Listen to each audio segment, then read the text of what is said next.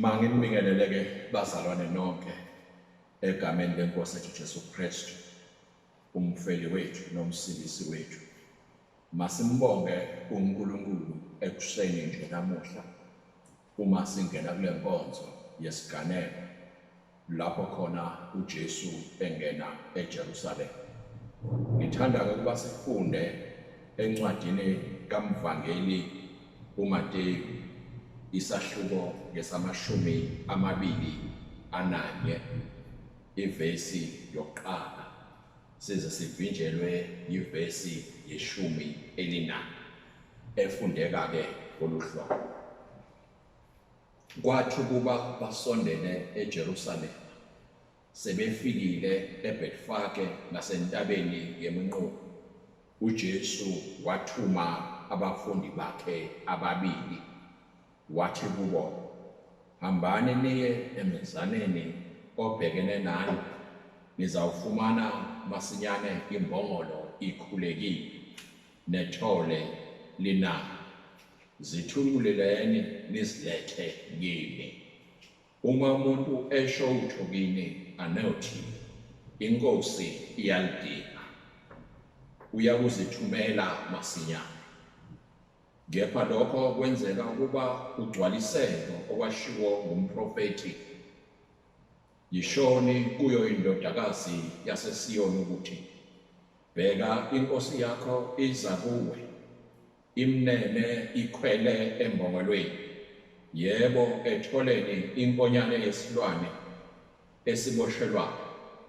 Abafundi bahamba benza njengoba uJesu ebayalile. Baletha imbongolo nethole, babeka izingubo zabo phezu kwazo, wahlala phezu kwazo. Iningi lesixuku lendlala izingubo zalo endleleni, kepha abanye bagawula amahlamvu emithi bawendlala endleleni. Izixuku ezizihamba phambili nezazimlandela zamemeza zathi, Hosiyana kuyo indodana kaDavide, ubusisiwe ozayo egameni lenkosi, Hosiyana kweliphezulu. Wathi esangena eJerusalema, umuzi wonke wanyakaza, wathi, ngubani lo? Izixuku zaphendula zathi, lo ungumprofeti uJesu waseNazaretha laseGalile.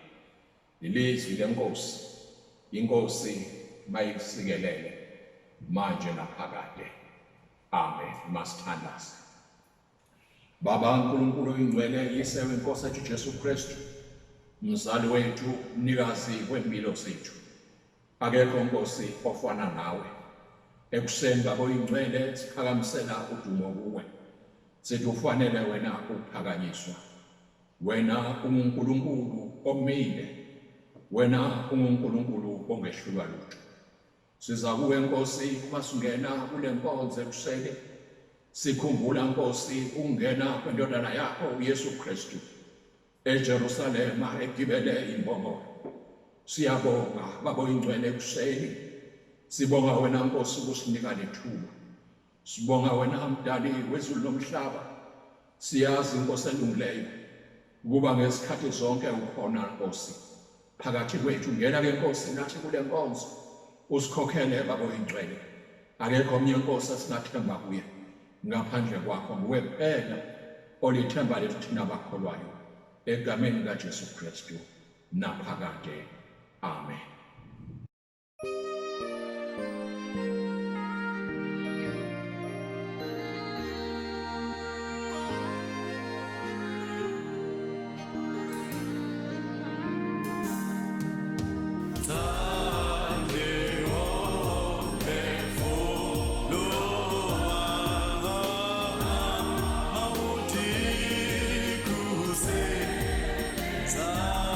Fika za ufike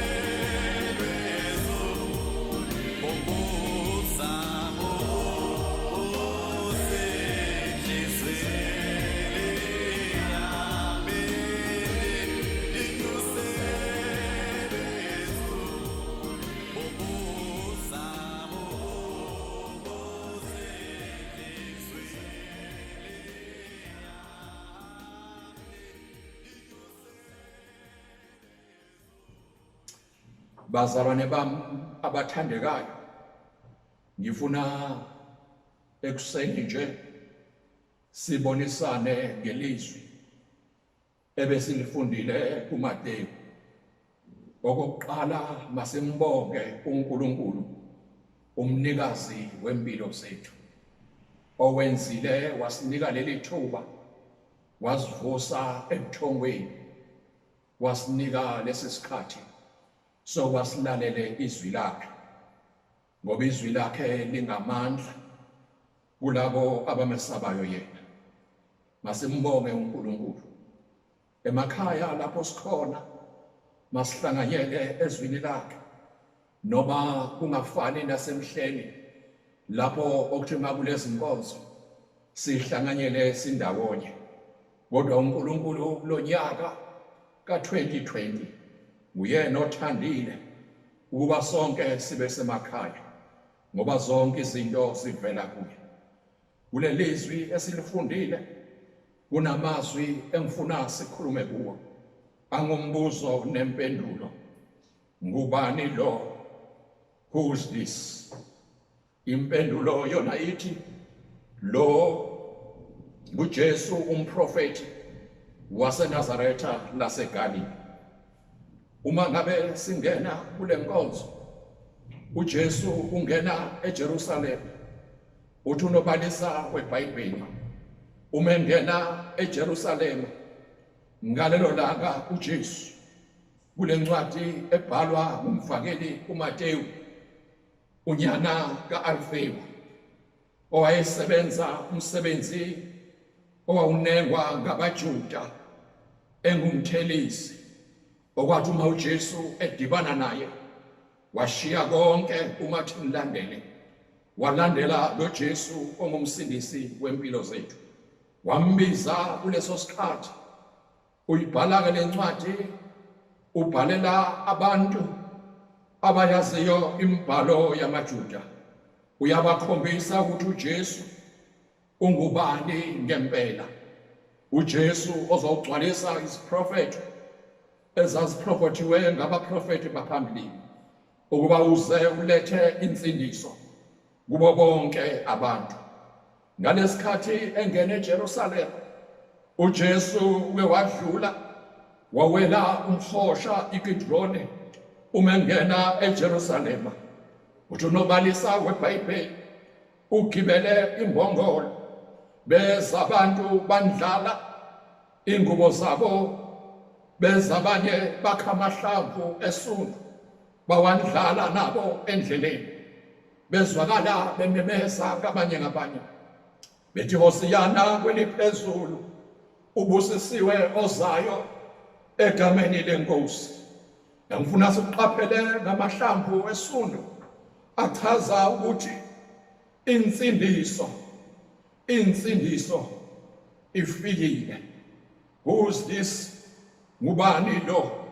Nguye uJesu olethe insindiso ebantwini. Yolengathi umculi waseweseli wabona uluntu lonke luwele esonweni, wasikwa imfesane engummangaliso. Abakholwa yona mhla abanawubhubha mawudunyiswe inkosi kuze sephakadeni. Ngubani lo? Nguye kanye uJesu Kristu oletha insindiso kubo bonke abantu. Amende engcwele ethandwa nguThixo, abantu abandlalayo ngaleso sikhathi. Uthi omunye obhalayo abanye baba bebekhona kuleso sixuku bebayizitha zevangeli, abanye bebekhona kuleso sixuku kwakuyizitha zakhe abafuna ukwabambone efile. Abanye babo abebaseduzane kwakuyizitha zensindiso, abanye babo abebaseduzane kwakuyizitha zesiphambano. Ngubani lo? Nguye uJesu, nguye uJesu umprofeti omkhulu olethe insindiso. Amende engcwele ethandwa nguThixo, funa ukuthi nguye lo bantwana bahle okuthandaza okuthe nasechibini likaJakobe wayiletha insindiso, nasemthonjeni kuntombazana eyayingazange yayibona insindiso. Uthi unobalisa weBhayibheli umefika asemthonjeni wahlala phansi uYesu.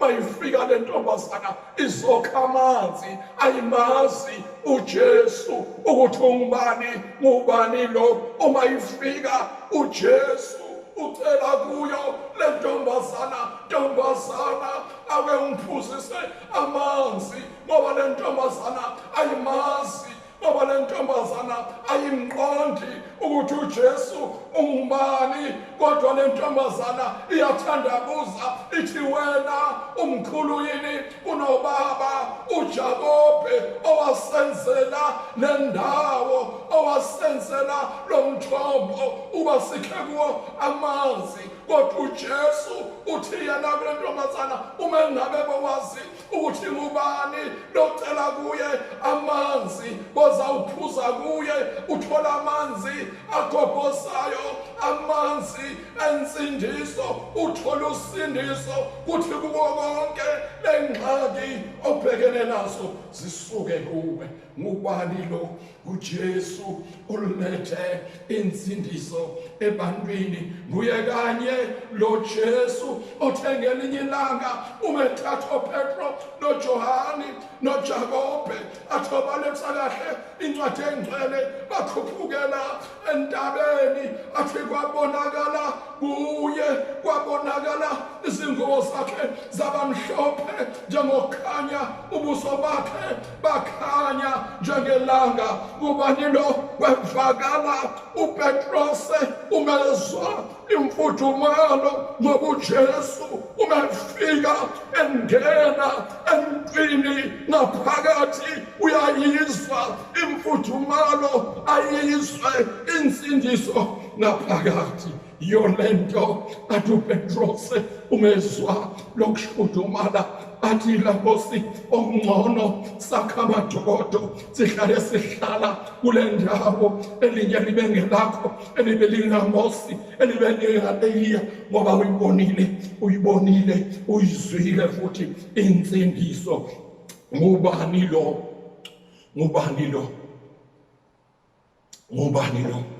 uJesu, indodana kaNkulunkulu, elethe insindiso ebantwini, olethe ukuphila ebantwini. Yolento owathi efika emaphandleni aseKherasiya Filipu, athi unobalisa weBhayibheli wabuza bafundi bakhe, abantu bathi ngubani lo? uJesu, indodana kaNkulunkulu. Uthi umbhali weBhayibheli bevakala, abanye bathi wena unguJohane umbhapatisi, abanye bathi wena unguEliya, abanye bathi wena unguJeremiya. Kodwa uJesu uthi kubo, nina-ke nithi mina ngingubani? Nina-ke nithi ngubani? Uthi unobalisa weBhayibheli wevakala uPetrose uSimoni, athi wena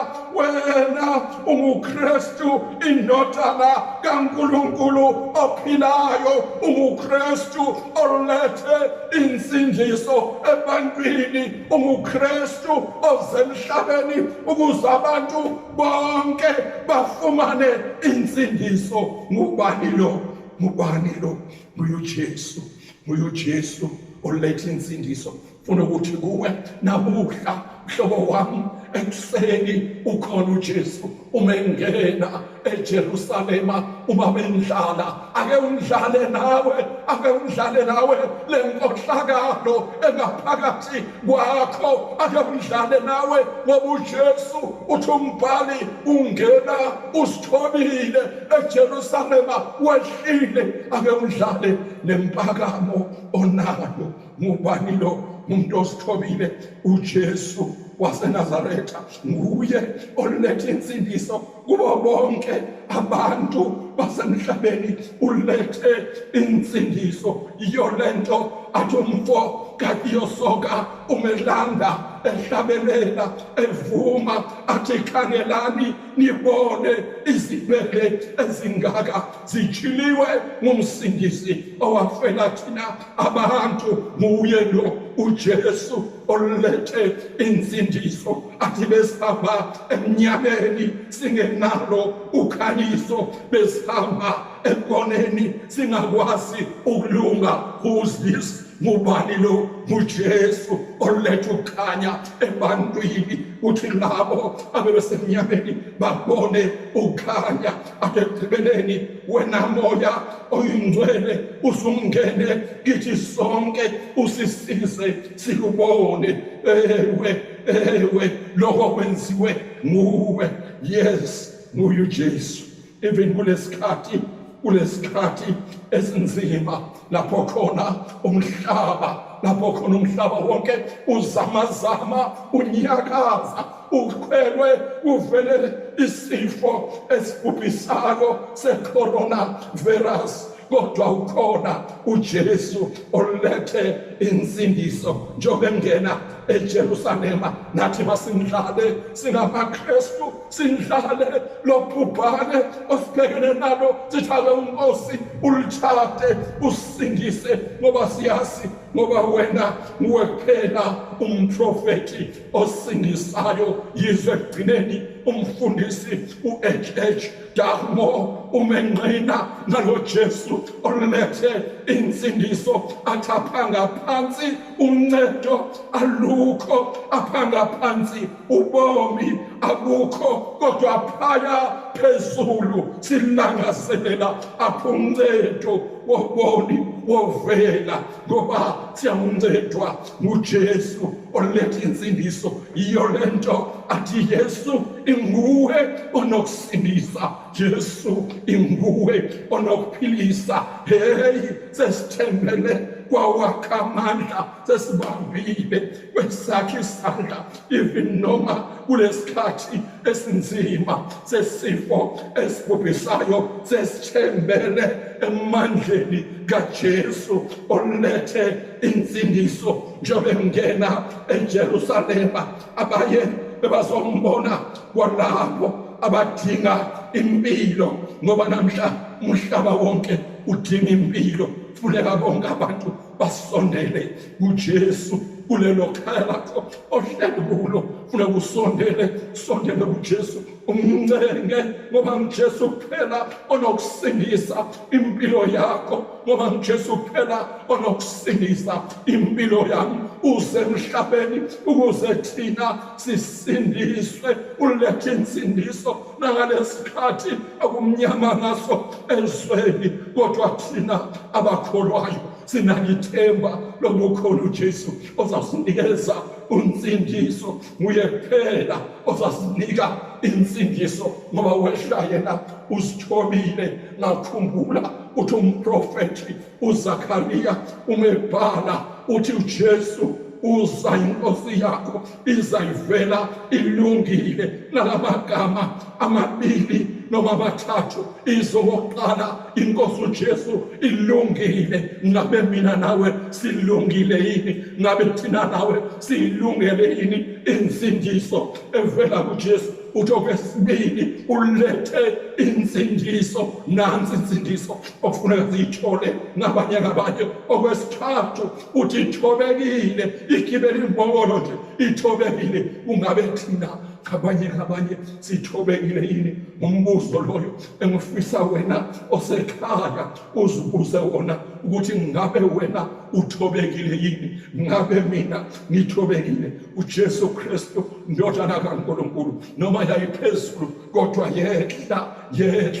yehlele ezansi, ngoba ilethe insindiso. Ifuna bonke abantu bayifumane insindiso funeka size kuye simncenge size kuye ndisibika phambi kwakho zonke inkohlakalo zami ngiwe enyaweni zakho ngiyawufuna umusa wakho shwele Nkosi size kuJesu ngoba nguyena phela onakusindisa mzalwane wami nguJesu kuphela umengene eJerusalem. Who's this? Ngubani lo? Inkosi yokuthula eletha insindiso. Akekho omunye ongaletha insindiso ngaphandle kaJesu. Funeka sibheke kuye athi umhlabeleli siyawubheka phina Nkosi singabheki kuwe siyancedwa bana singancedwa kuwe masibheke enkosini uma sizawuthandaza ngabanye nabanye simcele uNkulunkulu ukuthi abe nathi asibusise egameni kaJesu Kristu manje naphakade. Amen. Masithandaze. uNkulunkulu omuhle wena uyingcwele wena ukhona Nkosi elungileyo ngezikhathi zonke. Wena Nkosi wenza ngcwele amakholwa. Phinda nathi Nkosi kulomzuzu usenze ngcwele baba olungileyo. Sisondela kuwe, akekho Nkosi elungileyo esingathembela kuye ngaphandle kwakho. Nguwe kuphela themba lethu thina abakholwayo, themba elimile athi amathemba asemhlabeni asuke kudluka, kodwa wena Nkosi ume noma ngabe izulu liyaduduma noma ngabe ilanga libalele, kodwa uthembekile wena Nkosi elungileyo. Nangalesikhathi sesifo esibhubhisayo sithemba wena Nkosi ngoba ngaphandle kwakho Nkosi asilutho thina, kodwa uma ukhona wena Nkosi ziyenzeka zonke izinto. Baba oyingcwele sisondela kuwe-ke sibusiseke manje egameni likaJesu Kristu manje naphakade. Amen.